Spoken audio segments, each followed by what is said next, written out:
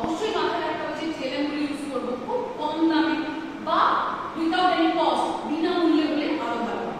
তুমি টপ, তুমি ডাস্টবিন তৈরি করা শেখাবে, তুমি ট্রে তৈরি করা শেখাবে, ওয়েস্টেজ ম্যাটেরিয়াল দিয়ে তৈরি করা শেখাবে বিনামূল্যে, মানে অলমোস্ট বা সামান্য মূল্যে। ঠিক আছে। নাম্বার 4 হচ্ছে যে খুব ইজি হয়, যাবে খুব কমফোর্টেবল, ইজি হয়।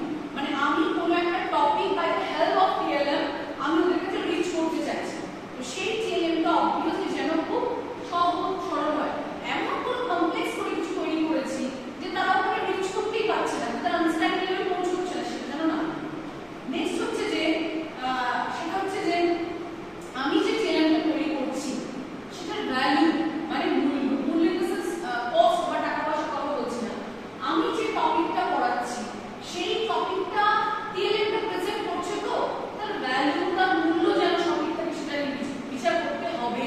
কারণ আমি যে টপিকটা পড়াচ্ছি সেটার সাথে রিলেট হতেই হবে, এবং যে বার্তাটা দিতে চাইছি স্টুডেন্টসদের আমার টিএলএম এর মাধ্যমে যেন মানে স্ট্যান্ডার্ড ভ্যালু যেন টিএলএমটা ঠিকঠাক থাকে।